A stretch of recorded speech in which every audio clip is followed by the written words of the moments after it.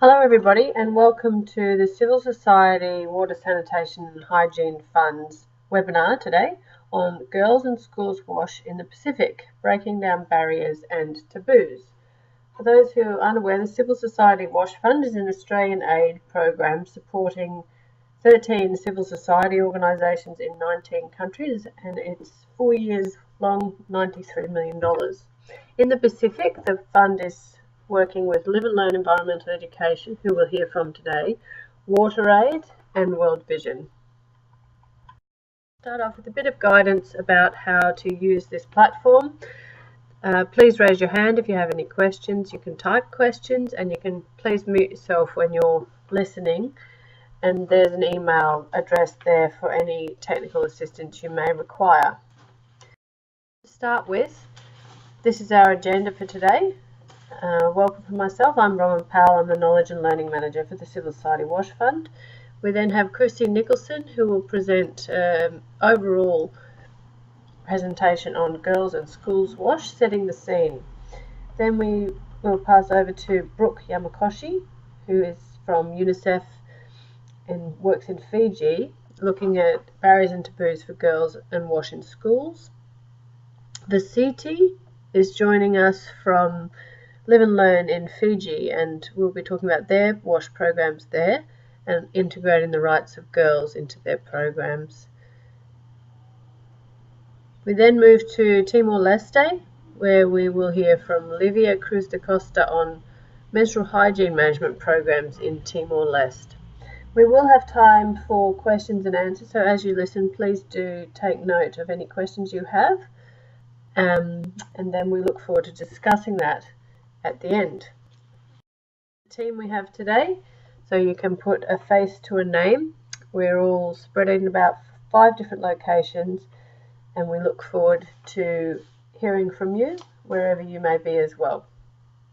Without further ado, I'll hand over to Chrissy Nicholson, who will give us a presentation on setting the scene for Schools Wash. Thank you.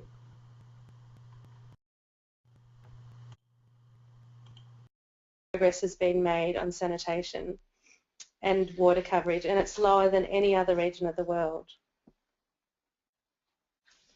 There is a huge variation between countries, however, and there are some countries such as Palau at the top end which has 100% coverage in water and sanitation, but on the lower end of the scale, countries such as Papua New Guinea and Kiribati have around 20%, and then of course there's all the countries with everything in between.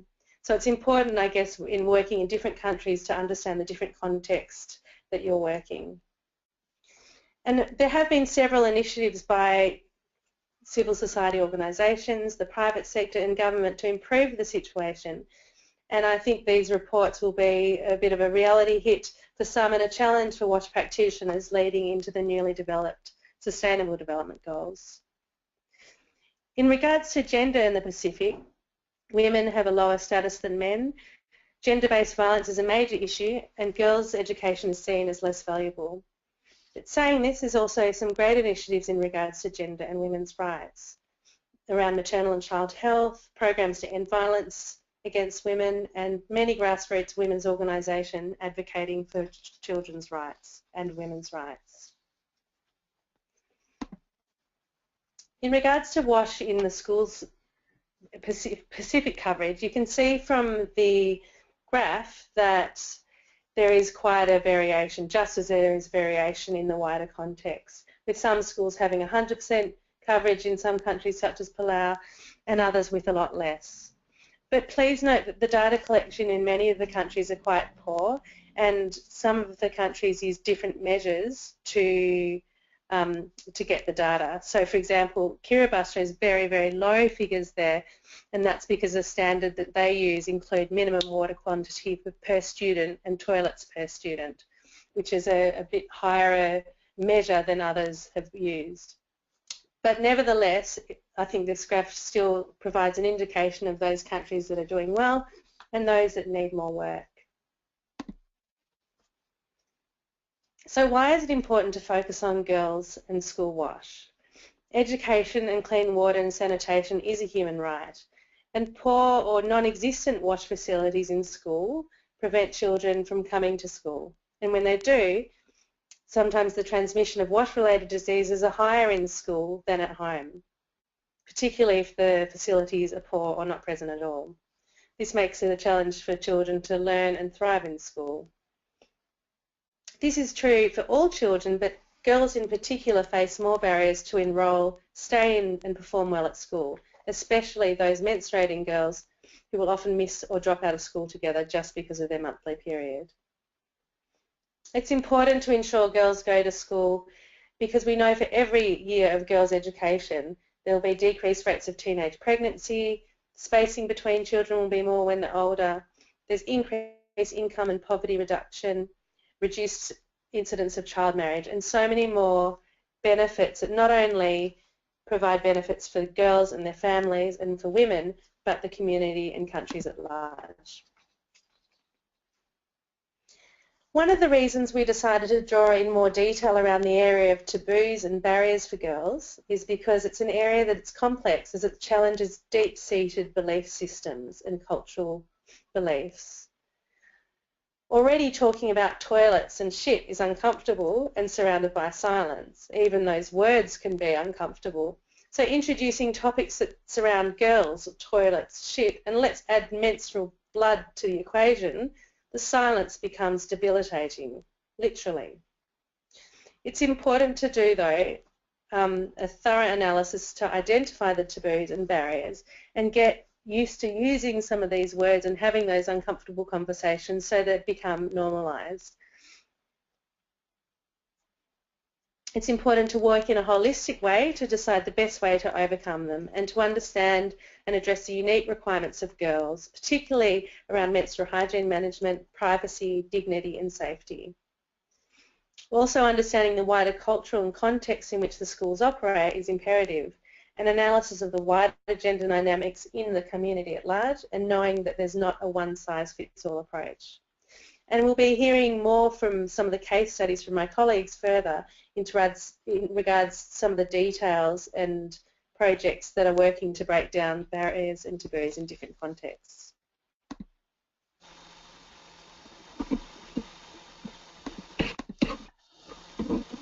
I'm just trying to change the slide.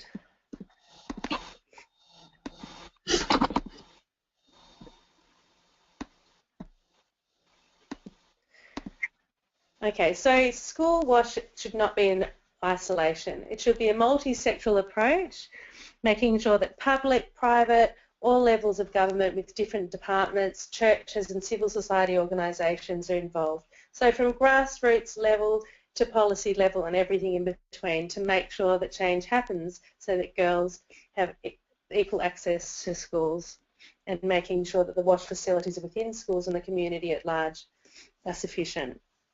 It's also important to not just focus on girls when talking about wash and even menstruation, but ensuring that boys and men are included.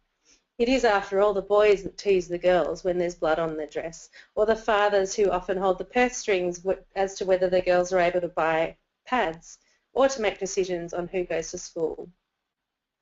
Also making sure that gender is mainstreamed into wash programs more widely and not just in schools. There are several tools available online about school wash, and I've highlighted a few here that are commonly used. All of the ones that I've illustrated here have sections on equity and inclusion or programs for girls, including menstrual hygiene management.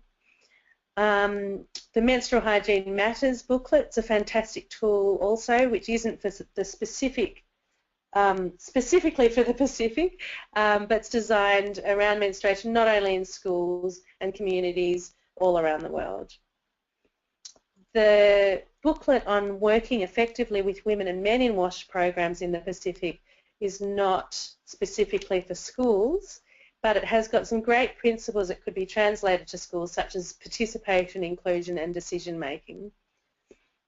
And if you've got any other favourite school WASH tools that are gender friendly that you think would be of interest to the group, please let us know and we'll note those down. All these presentations will be put up on the website later, so if you want to look in more detail on these tools, there's a whole list of references I've put here. But for now, thank you very much, and I look forward to hearing the other presentations and any questions you have.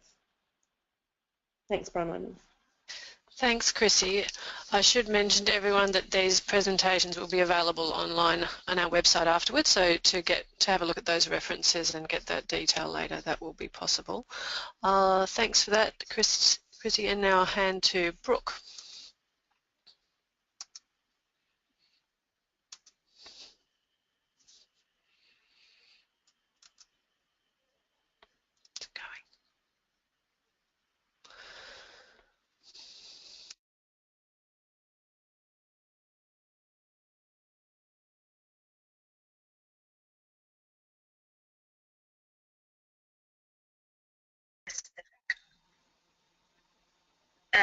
I hope you can see my screen okay and hear me okay.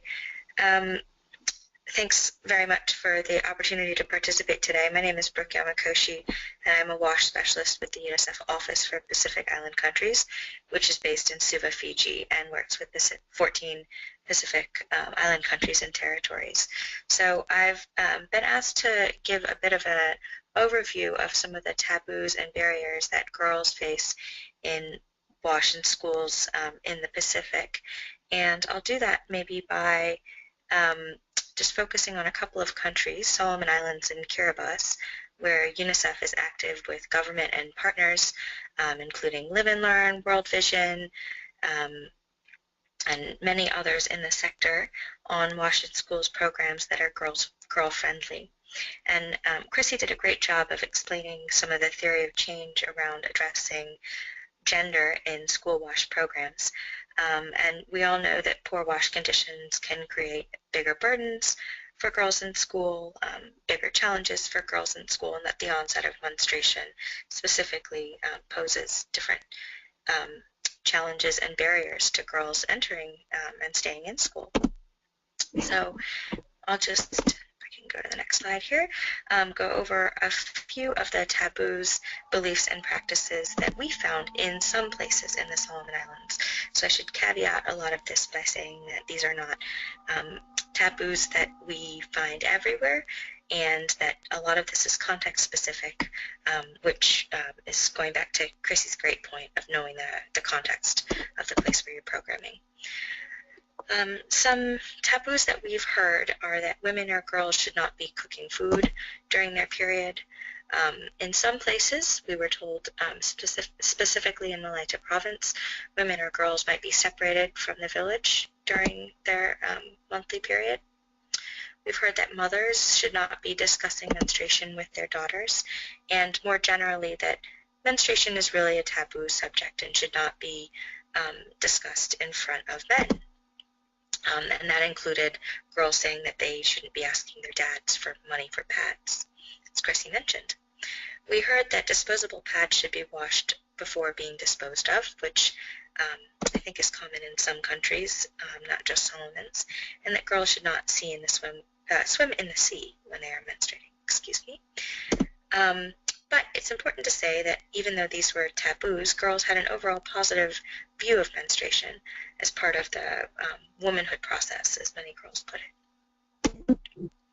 In Kiribati, again, in some places, these are some things that we've heard through our programs.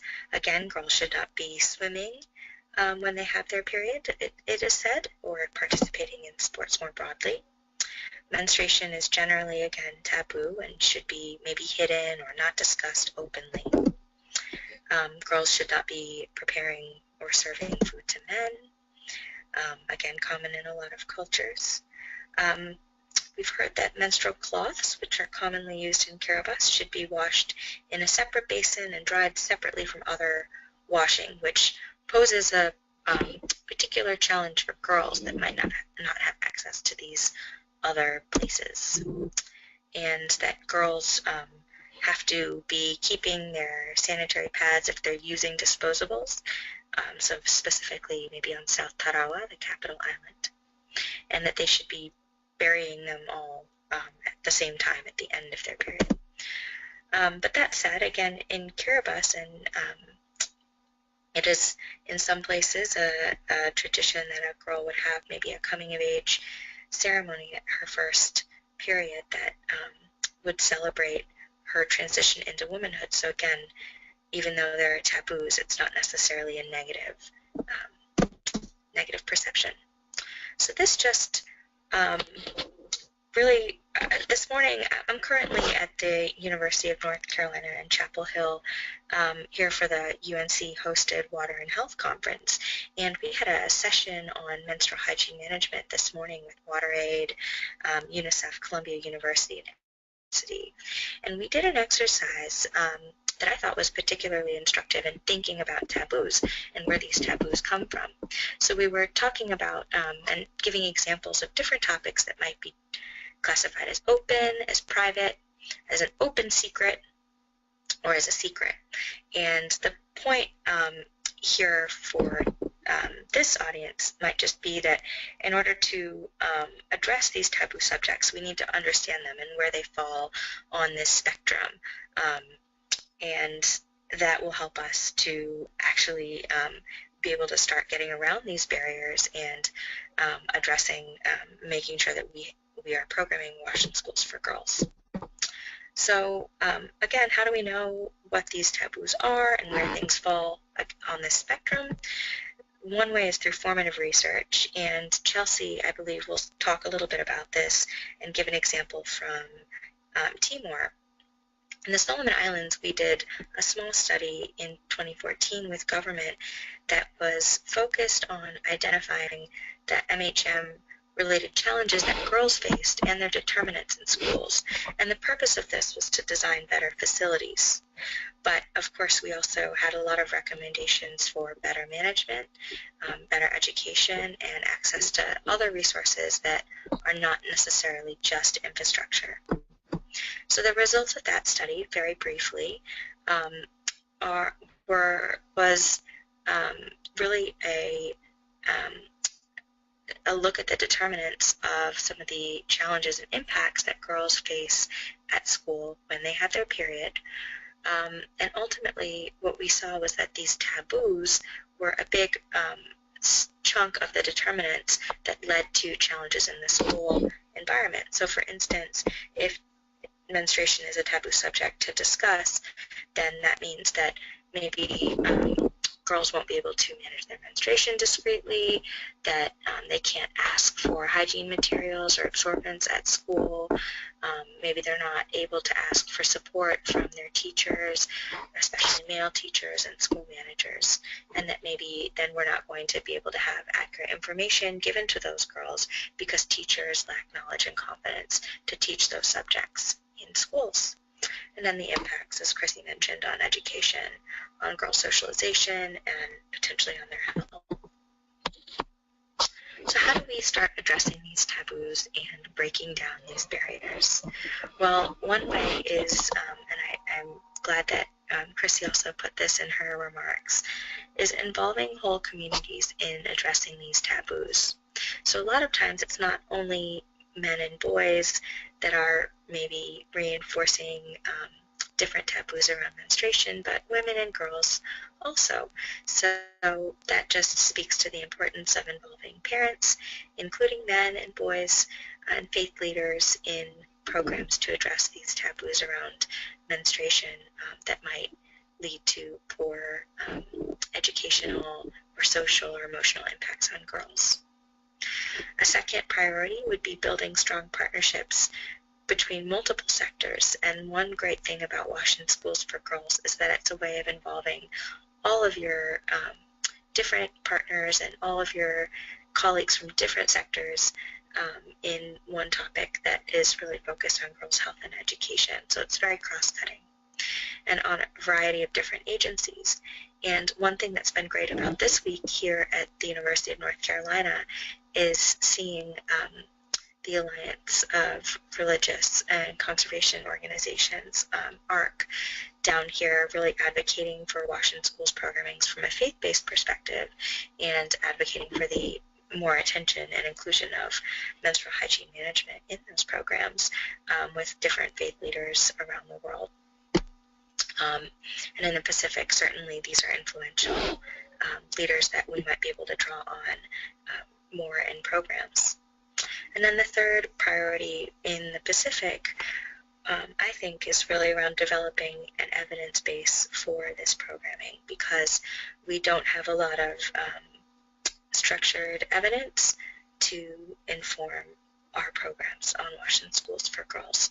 And in Kiribati right now, Vasiti might be able to talk a little bit about this also, but we have some planned formative research in Kiribati. So if there's anybody out there that would be interested in being involved, please feel free to reach out to me or Vasiti. So my challenge to this group and to bring back to all of our organizations is whether we can start to reframe all of our Washington Schools programs in the Pacific as girl-friendly.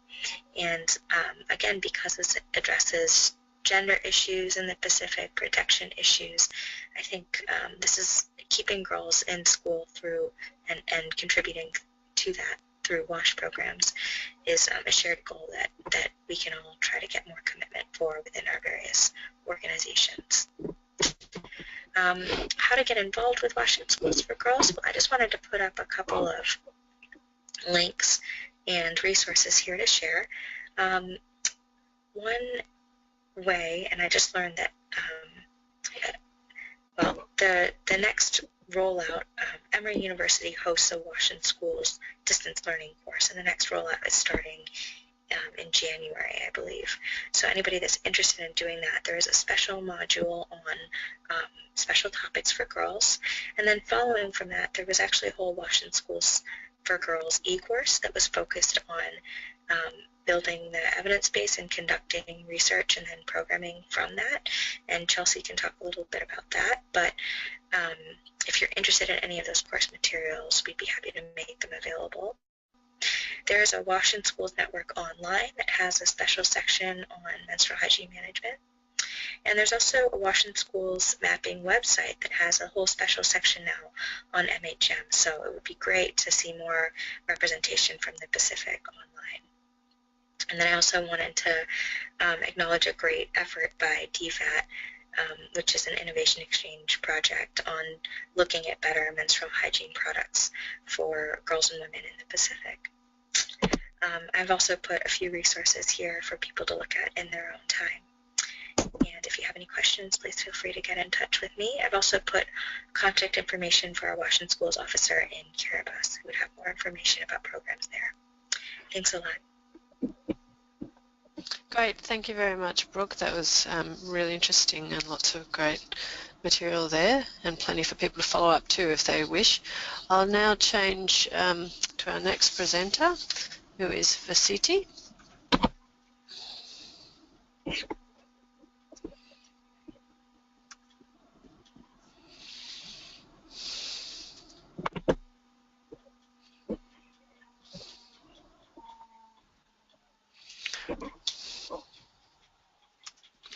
So Vasiti, I think you're still muted. You might want to unmute your microphone. Thanks. Okay. Olavinaka and greetings to everyone. My name is Vasiti and I'm based at our Live and Learn office in Suva, Fiji.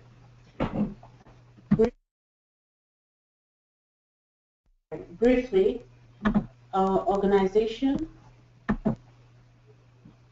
has expanded over the years since its inception in the late 1990s.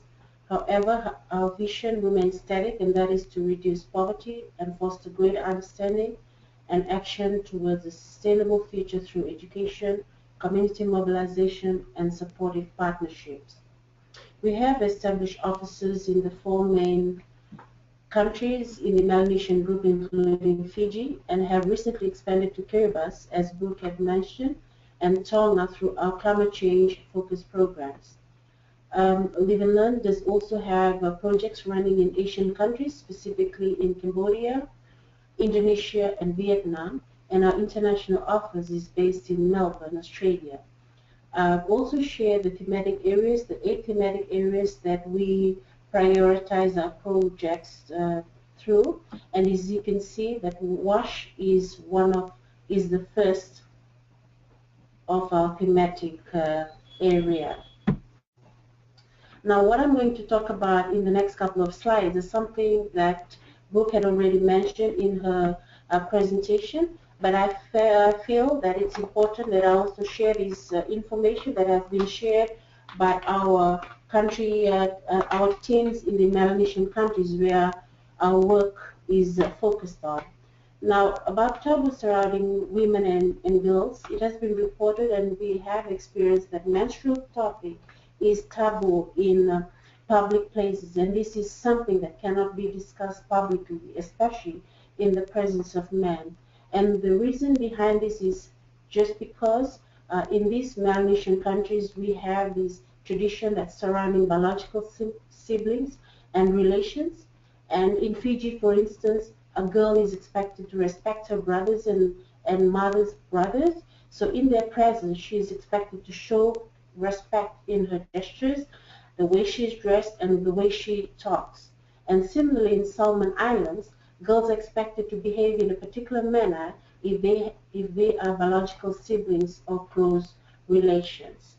Now, menstruating women are not allowed to use water when she is preparing food, and this is something that Brooke has already mentioned. And there is some sense of segregation when it comes down to identifying the different sexes. Some of our culture segregates women during their menstrual period, and women are not allowed to live with the rest of the family but to be isolated in a separate hut until her menstrual period is over. Undergarments and clothes are not allowed to be hung up in the open, especially in areas where men walk past. And you are not allowed as a woman or a young girl to be seen or be present in an area where men are seated. And from PNG, we've also been reported that even brothers and sisters are not allowed to use the same toilet. These, my friends, are just a small number of the taboo that surrounds women and girls in the 4 Melanesian countries that we work in. Now, when it comes to schools, menstrual hygiene in co-ed schools is very challenging because the teacher cannot talk about menstrual hygiene when boys are present. In families and communities, it's a girl issue, it's a woman issue, so men are not supposed to be hearing it. So it's something that's shushed and you just cannot talk about it. Even mothers and daughters cannot discuss it. Now with the taboo, okay, because of this, girls are absent from school. They cannot go to school when they have their menses because the boys are there. And because of this, they're absent from school. And they get punished for absenteeism in school without revealing the reason behind it. There is lack of awareness and knowledge about proper menstrual hygiene behavior in the communities. And the practice of isolating girls and women is passed from generation to generation. And so, with this practice, girls assume that it is okay not to talk about it. And so, menstrual hygiene is something that cannot be discussed publicly. Now, the impact on girls and WASH. Because of these challenges, because of this taboo relating to girls, women, and WASH, women have to walk for miles to collect water because she is not allowed to use the household water source during her menstrual period. If that source of water is the only water source in her community, then she will have to walk to look for another water source. And in some cases, this may take miles for her to find another water source. And one cannot imagine the distressing feeling, one gets when there is no water during menstrual period unless you are a woman, and it is very disgusting and unhygienic. And so these restrictions increase poor hygiene practices with young girls and women. Now, when we think about our Pacific men, and I'm going to just highlight the case here in Fiji, if you walk into a village during the day, you will find men sitting under coconut trees or a shady tree just yarning and talking about what they have achieved in a day or talking about rugby.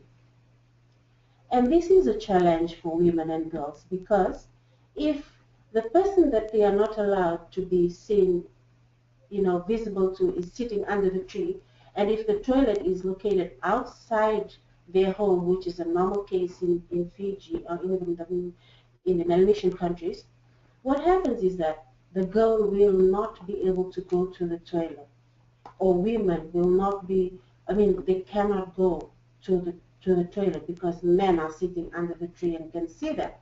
And recently, I have recorded an interview from an elderly woman who admitted that the female members of her family, they run to the mangroves behind their home to relieve themselves, especially when young boys are seated outside their compound. Now, we all know the implications of open defecating, and especially in the mangroves, as admitted by this lady. And so, this taboo relating women and girls and wash, allow women to go through these problems, these issues that I've just shared. And what does that mean to Live and Learn and the project that we are currently facilitating? Now at Live and Learn, local ownership of environmental and development programs, open participation, and equally, it remains the foundation of our organization. For us at Live and Learn, our initial project activities, they are devoted towards consultation with key community and government leaders who will be directly or indirectly impacted by our projects. The consultation is continuous. It doesn't end only in the beginning or in the initial stage. It is a continuous activity that's carried out throughout the project period, and we value this consultation as they help us direct us towards involving project recipients and making the project more relevant and meaningful for the people that we serve. The projects that we also facilitate, we encourage equal participation of men and women. And this is encouraged and it's made possible through our participatory educational tools. So WASH committees and WASH clubs that are established in our schools and communities, we ensure that we have an equal participation of boys and girls and men and women, and it's not just one-sided. With WASH resource materials, the materials are developed for different target groups. We don't just focus on schools or just communities, but the resource materials that we develop are developed to address as many people as possible and a wide variety of a wide range of target groups, and this is to support our tools and also to assure us that there will be sustainability of our programs. Through the CS WASH program, we also encourage gender-sensitized innovations, and gender-sensitized innovations are created to promote the privacy and improve access to WASH facilities and infrastructures. Now for this particular project where we have to design toilets, the designs are not done haphazardly, but it is through a process whereby we consult communities, stakeholders, families, and even the school management, where they get to sit down and discuss the issues, and they choose the best options available that can promote improved hygiene behavior of everybody, including a young girl. I will now share the case study that we've received from our Vanuatu team.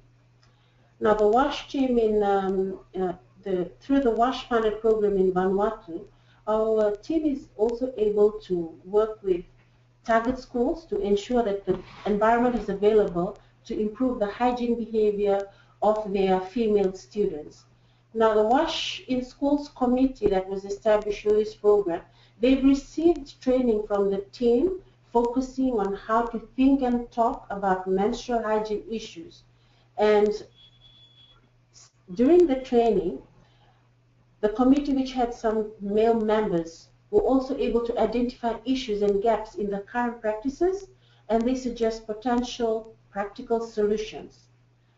One of the major feedback from this Vanuatu team, the Washing Schools Committee, is that the male participants or the male participants in the committee, they were able to realize the need for them to support menstrual hygiene in schools. I quote from a male parent. He said that in his culture in Vanuatu, they have taboos, but through the training that was facilitated by the team in Vanuatu, he was able to understand the things that his daughter goes through and why she's missing school so many days in a year. And now that he has understood menstrual hygiene, he has promised that he will help her daughter to reduce the number of days that she will be missing class. And in this way, he will be supporting her daughter's education and at the same time observing his cultural practice. So you see, through our program, we're able to get some opportunities, to allow young girls to enjoy education and also look after their personal hygiene. Throughout our 4 countries, schools establish wash committee and clubs. In Papua New Guinea, for example, they have named their wash club as the Joyful Friend Club, and this group of girls designed hand washing facilities, and they are planning to also build them as their going away gift for their school. And they are able to undergo training through the wash gym in Papua New Guinea and understand the importance of having improved hygiene behavior.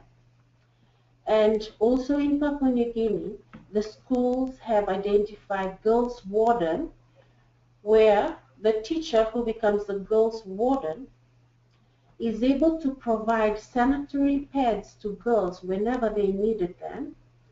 And the warden's room is used as a changing room for young girls. And all these have come about as a result of this project that we're currently facing. We're also developing and revising our resource materials. And in Papua New Guinea, the school committee are in the process of developing posters to prepare girls when the time comes, and the posters focus on menstrual hygiene. And it also aimed to help both boys and girls to understand the changes and what is expected during menstrual period, And recently, during our Global Hand Washing Day, a wash club in one of our target schools here in Fiji drew murals on the wall of the school building to promote the 5 steps of hand washing, and the picture that I've also shared. Now, these are common results which we are receiving right now, and most commonly across the 4 Melanesian countries. Our program is able to bring out these opportunities that may directly or indirectly increase access to improved wash and hygiene behavior for a young girl, and hopefully this can be replicated across the Pacific nation. Thank you. Thank you, Vasiti. That's great. There's some really interesting practical examples of what your projects are doing in schools. I'll hand over to Livia now in Timor-Leste.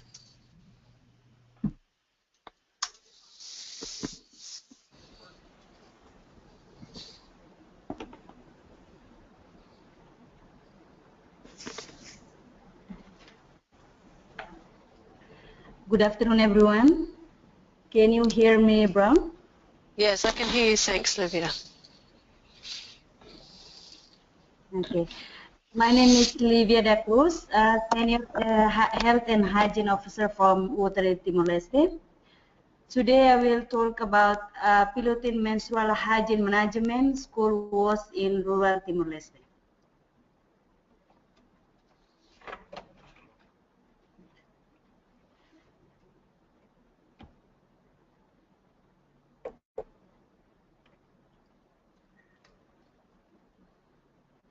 There are three main MHM issues: menstrual hygiene management issue in rural Timor-Leste, knowledge attitude practice, the second one is institutional barriers, and the last one is wash barriers. Knowledge attitude practice is high use of disposal pads, little knowledge prior to first period, behavior restriction, bathing, physical activity, instructing with males, limited research on MHM belief and practice in rural Timor-Leste. For institutional barriers, lack of accountability for wash in school at all levels, parent and teacher ensuring operation and maintenance for materials including soap, local government it's more linked with monitoring, school wash guideline still in draft, final draft, and waiting for approval, include MHM facilities but not knowledge and awareness or hygiene promotion. Primary school, their 3 years often start school later, and 3-4 MHM need to be integrated into primary school wash and education. For the third one, wash barriers, there are no MHM disposal facilities or service at school. Wash facilities are inadequate from menstrual hygiene.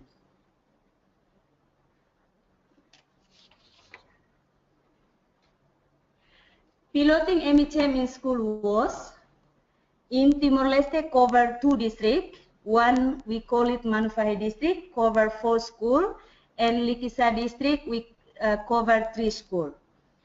The objective or aim of the pilot is to demonstrate to the sector the needs around MHM, identify approach to best address MHM in school, and improve accountability for school wash and MHM itself.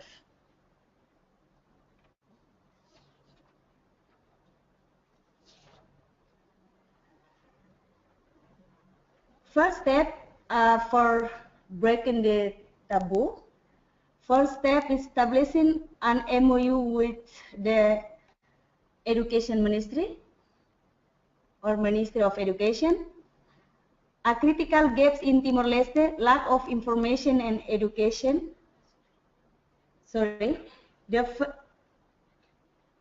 A critical gaps in menstrual hygiene management in Timor-Leste was the lack of information and education material for girls in school. WaterAid and partners collaborate with Department of Health and Department of Education to develop a set of BCC or behavior change communication material to use in education session with girl and boy in school. The objective to address all taboo. The BCC or IC material specially address the following culture, barriers and taboo. Not to be shower with cold water and no washing hair. No cooking or eating acid food. No being near or interacting with boys or men. The IC material were locally designed and tested based on rural Timor-Leste context.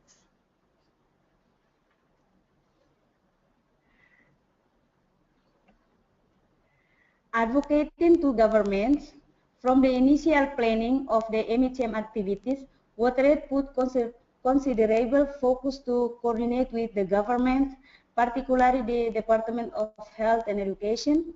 This has led to strong ownership of MHM and the BCC material developed together with DHS, District Health Service and partner. Strategic use include coordination meeting with pilot school and water aid, encouraging both departments to be involved, host two workshops with the Ministry of Health, Education, and also local NGO as our partners to design, develop, and test the BCC or IC material produced by WaterAid. Representatives from both departments join in MHM activity and co-facilitate sessions conducted in school to see firsthand. Working with men and boys as a key change agents in essential to creating an enable environment on MHM for girls in school. In Likisa district, WaterAid is continuing to work with boys in school to become MHM champions. WaterAid is supporting boys and girls to speak to other neighboring schools to be change agents on MHM.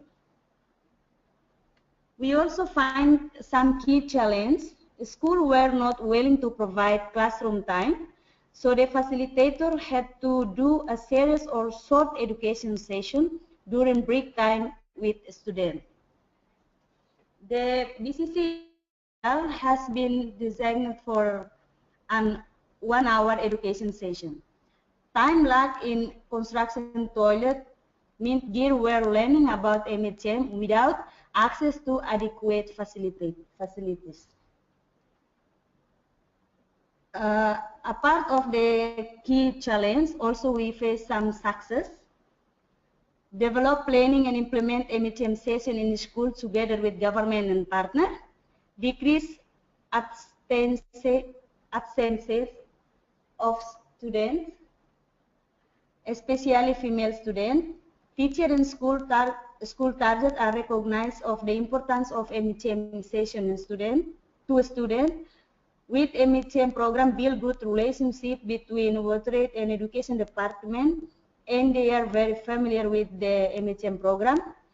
The students are very happy with the session because help them to manage their period and all sleep. Okay.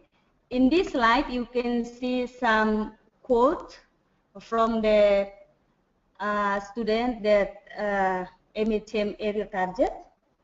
So it's more powerful to hear directly from the adolescents here involved in the program. So you can read some quote in this slide.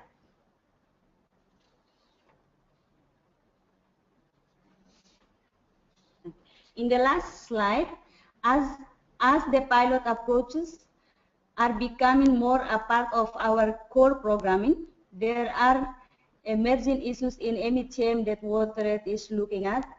Collaborating with adolescent sexual reproductive health sector, integrated MHM into community was currently and generational gaps in knowledge.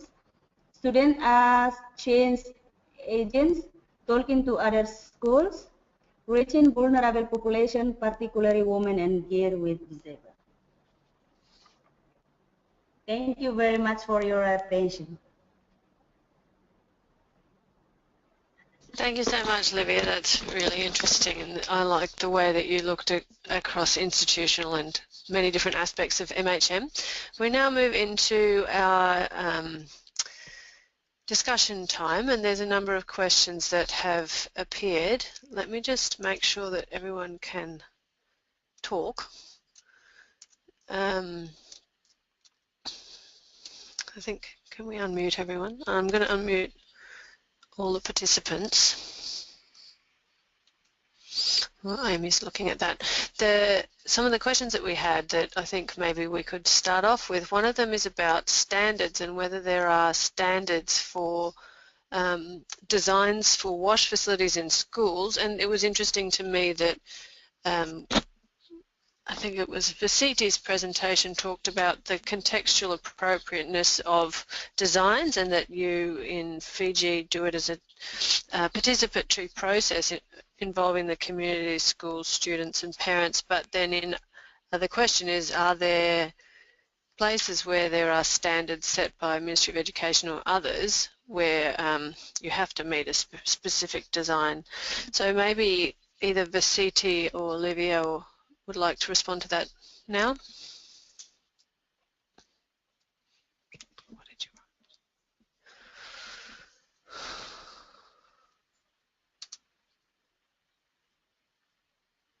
write? Vasiti, would you like to respond?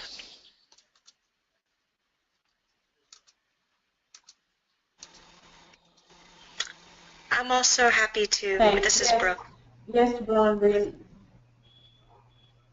Thank you, Bronwyn. And add the introduction.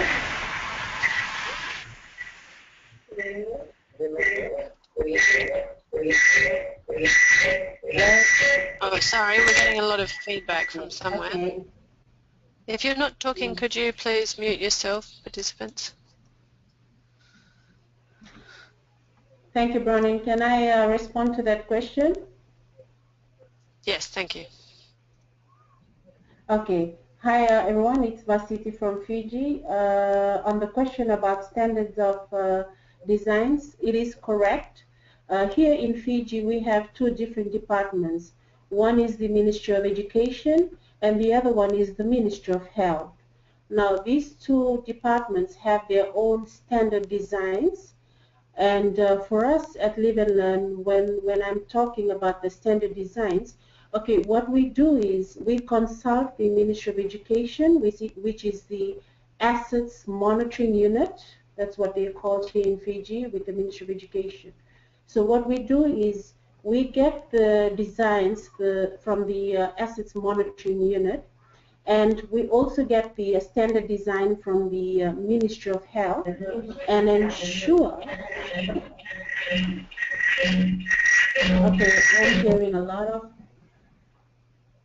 sorry, I'm hearing a lot of noise, but can I continue? Now, Yeah, with us please. in Fiji, with these two designs, like the standard designs, what we do with our WASH program is, I had mentioned in my presentation that for us, the initial stage of our program is, we do a lot of consultation with communities. So we get into the community, we try and understand the situation in the community, what needs to be addressed in the community or in schools, and we get the need, and we look at the designs, that's standard design, and try to, when we design our toilets, we ensure that the design doesn't go against the national standard that's already there. I'll give you an example. In Fiji, there is no standard design for compost toilets. The only standard design we have are the design for the flush toilets.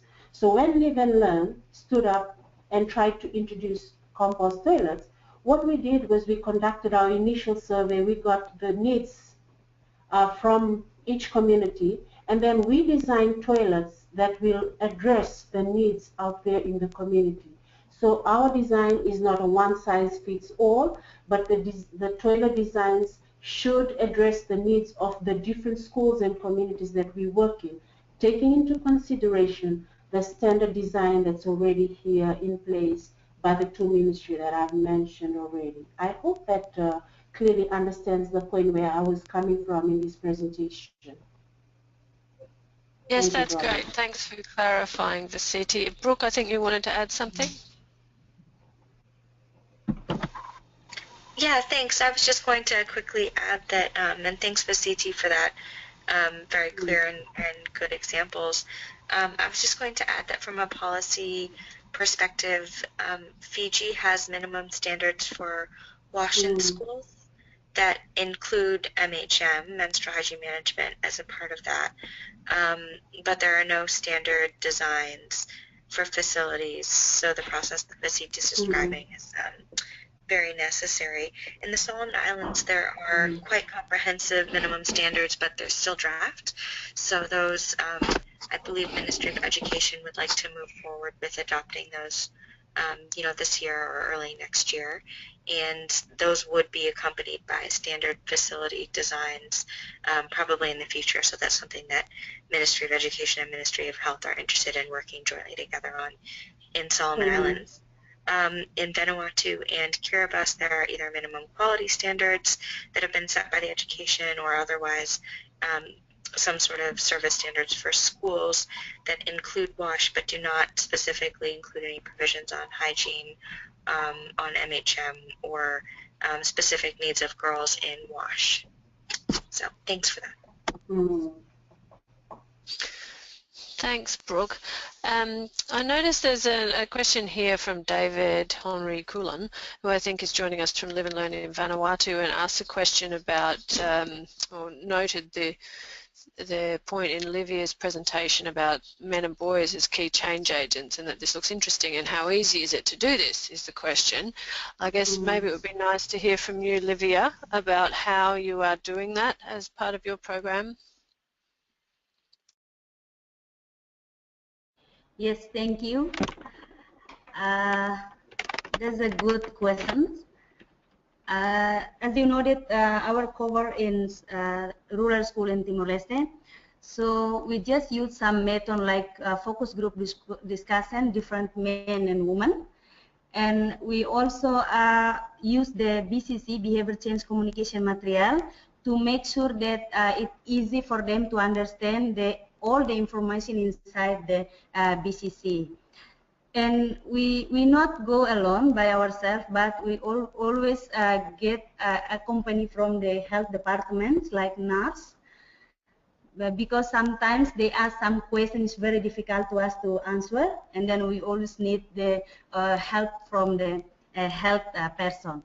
So we divided to two groups, women and men, and firstly we start with the men to make them understand about the MHM or menstrual hygiene management issue, and the other group we just ask about their habit or their daily activity or their how do they manage their period in the first period and also during the period.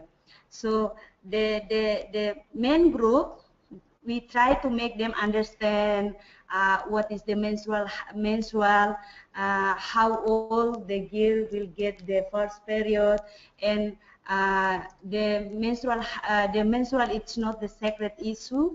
And then when you get the agree with the men, and then we come take them together and then let them discuss about the MHM issue, and then let them to take the decision that the issue is the menstrual issue. It's not something private.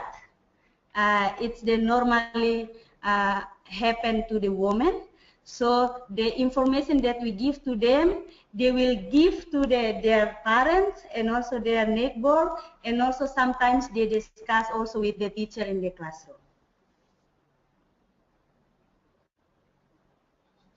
Yeah. Thanks, Livia. Some success also we get from the men. Can I add more some answer? Yeah, please go ahead. Okay. Some success also we get from men as a change agent is in Likisa, all in one room, all men they know very well about the menstrual hygiene management, and before when their girlfriend or their friend women they get their period, they just feel shy with the men, but now the men just encourage them to just come to school if you get the period. So it is like one success that the men can encourage the woman, the student woman, they can come to school to follow the learning process without feel say or afraid to the men. Thank you very much. Thank you. That's great to hear how you're managing it and the changes that's occurring. I think that probably answers that question. There's someone who's got a hand raised, Mohammed Karamot. I'm going to unmute you if you'd like to ask your question. You can talk now. Thank you for giving me a chance. I would like to just actually know about the Timor-Leste presentation. You mentioned that's about the challenges they not get the much more time in classes for giving the sessions. The region, can we can we know about the details of why the schools girls are not getting the much more times? And another issue I would like to know leave presentation, bus to presentation. The girls warden. What is the role of the girls warden? Okay, so if I understand correctly, the questions are why wasn't, what was the issue with not having enough time in classes? I think to maybe that's to address MHM, and then also the role of girls warden. So maybe if we can go to Livia first to answer that first question about time allocated in classes.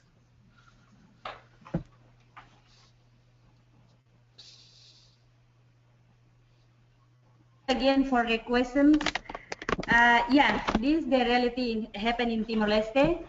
So our session, MHM session in school, we use the time before the students because we don't want to interrupt their learning process. So we just use 15 minutes to make the session. So it's difficult for the facilitator to complete the one topic in the one session. So that's why we say that the time limited. But for the next, because our policy for the MHM integrated to the curriculum in the school it's still in the process. It's not get approval from the Minister of Education. If it's include, and then we'll see the time. Maybe we'll take 2 hours in one day. But let's see, because we don't want to make the process of learning of the student is late or something like that. Great, thank you. The next question was about school wardens, which I think was for CT, the role of school wardens for CT. Thank you, Bronwyn. Now, the school warden is an initiative from our CS WASH project in Papua New Guinea. The warden is the teacher, a female teacher, whose responsibility is to distribute sanitary pads to girls whenever they needed them. So when these girls in that school, when the girls in the school have them, the menstruation, what happens is that they can go to the warden and just get a pad and use it, and that is if it's not supplied from at home. And the warden's room is also used as a changing room for young girls, and this is to give them some privacy when they are changing, and it's also used to hang their undergarments or their napkins if they're using them. So that's the role of the warden. She's just a teacher who has been identified to look after girls whenever they need help during their menstrual period. I hope that answers your questions. Thank you very much for CT. There is another question which is quite related from McPherson, who I think is joining us from Harare, or Zimbabwe, if I'm not wrong. He's asking how supportive have male teachers been in menstrual hygiene management schools. Maybe Vasiti, if you would like to respond.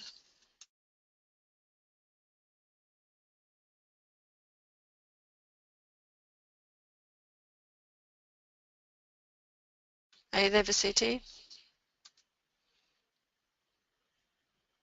Sorry, I muted down myself. Thank you, Bronwyn. Like I've shared in my presentation as well, we have support from our male, not only the teachers, but also from parents. So what actually happens through our program is that our facilitators, and in some cases, it's male facilitators. We have David Kulon from Vanuatu joining this discussion. He is a school officer who goes out and talks about menstrual hygiene. And through the program, we conduct a series of training and awareness. And this training and awareness allow the male participants and the male teachers to understand the situation and also to break away and support our programs. So like I mentioned in my presentation, we even have recorded a male parent who is a committee, a WASH committee in Vanuatu. He has promised that he's going to help his daughter reduce the number of absenteeism because of menstrual period. And we have right now, I cannot say how many male teachers are involved in this program and talk about this topic. But what I can assure you is that even the Live and Learn team includes male staff who go out to raise awareness and educate people about improved sanitation and hygiene, and menstrual hygiene is inclusive of that program. Thank you. Thanks very much, Vasiti. Is there anyone else who'd like to share a story about male teachers or other male schools WASH officers and how that functions and how it works for them? Maybe if David Coulon is allowed to talk, then he can probably share or even type up his experiences as a male officer talking about menstrual hygiene. Sure, David, are you there? Would you like to say something? Yes. Come close. Can you hear me? Yes, quite well. All right. All right, so good afternoon, everyone. How we train the male teachers to be part of this menstrual hygiene management and be able to talk about it. We cannot talk about it the way women will be talking about it, because we won't be first hands on the spot, on the sides, on the scene when things happen. But at least we know exactly what to do to help girls in attending school properly, consistently. I think yesterday when we ran our elective with the trainee teachers, that's the same thing that there were questions that we branded that gave a lot of answers as well, positive answers from boys. One of the questions was, if you are heading one of the schools and it's a male-dominating schools where there is no female, what would you do in case of one of the girls starting to menstruate? Also, there was a discussion around it. The group came up and the boys went, well, we have to use the people in the community. We have to establish relationship with adult women in the community if there is no adult in the school, and then get them to have at least like words with girls, like at the beginning of if they turn 10, 11, 12, already from grade 4, 5, and 6. Already there will be times at the beginning of the year where the women will come and talk to the girls in schools where there is no female teacher. So then there is that's already having males involved in the menstrual hygiene management in schools, rather than just talking about the women, because of course we respect the taboos that are there, but we have particular levels of assistance when it comes to helping girls out. I think that's how we have males to be involved in menstrual hygiene. And I guess one of the ways we can bridge these information gaps is for us in Vanuatu is to teach using menstrual hygiene or integrating hygiene into the teacher training college's curriculum. So I think that's been very positive so far for us in Vanuatu, and we hope that it will continue and hopefully change how people think about menstrual hygiene in schools, and started talking about it more, and people are more informed as well.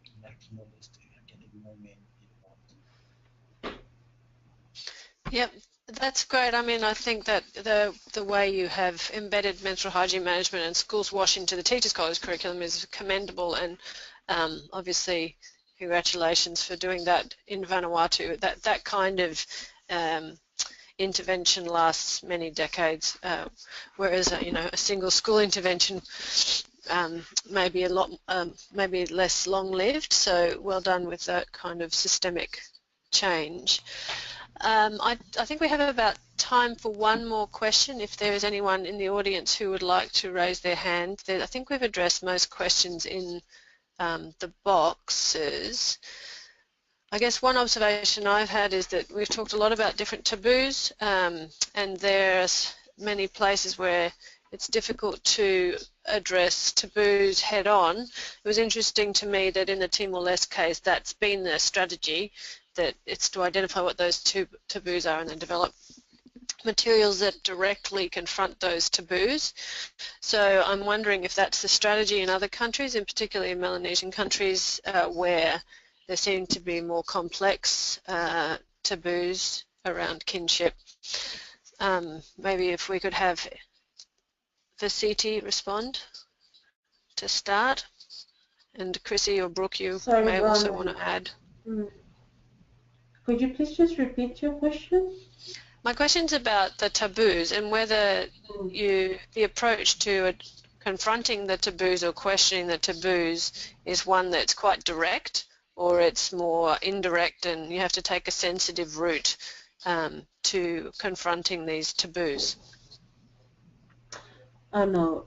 For us, there are two answers to respond to your question. The first is we take a sensitive approach.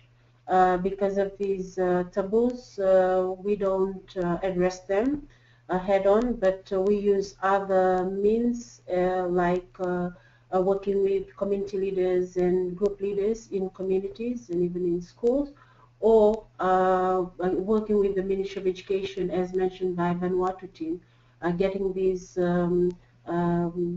topics into the education curriculum. But the other way that Live and Learn is, the other strategy that Live and Learn is using to overcome the taboos, the challenges, is that with the designs that come up in each country, like I've mentioned, our designs are not one size fits all, where everybody takes on the flush toilet design and use it anywhere.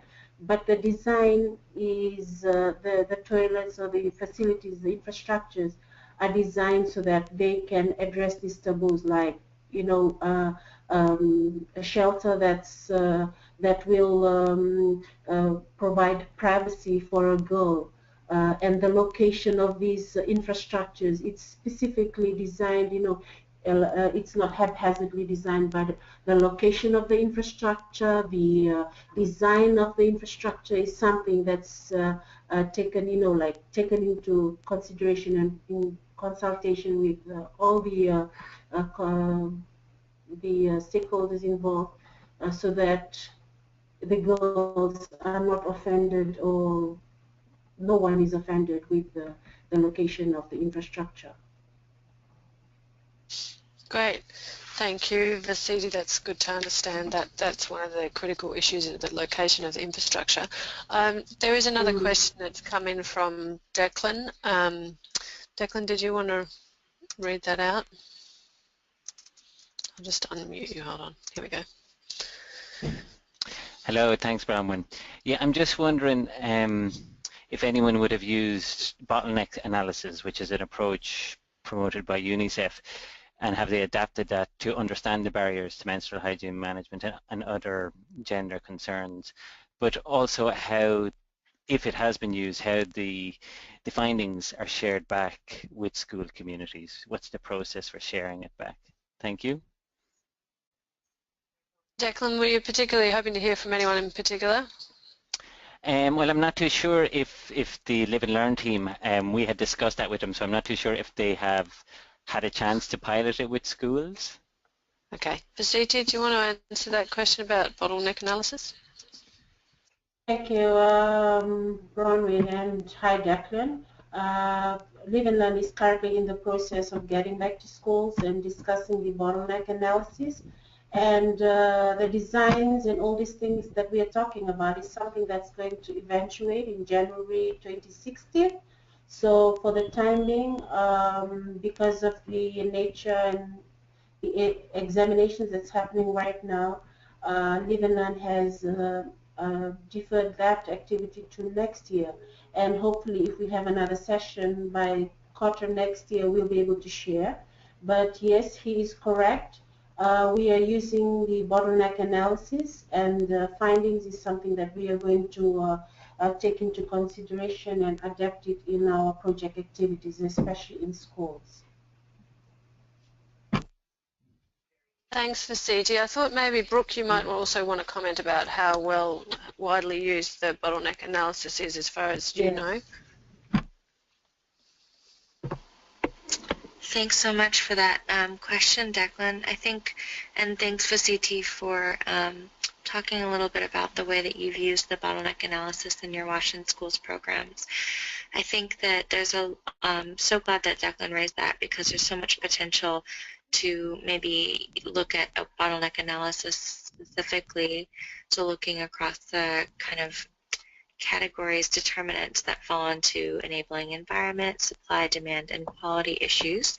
And the purpose of that bottleneck analysis would be to identify the biggest barriers or the determinants where programs could have the biggest impact. So for instance, if there are great policies and standards in the sector, but you can see that access to facilities is low, or access to absorbents is low, or access to information is low, then it would direct your kind of program efforts and advocacy efforts in the direction of those areas that are performing the lowest. So I think there would be great potential to, while we've done a lot with other stakeholders on bottleneck analyses of the entire Washington Schools subsector, to look at Washington Schools for Girls issues specifically through that bottleneck analysis tool.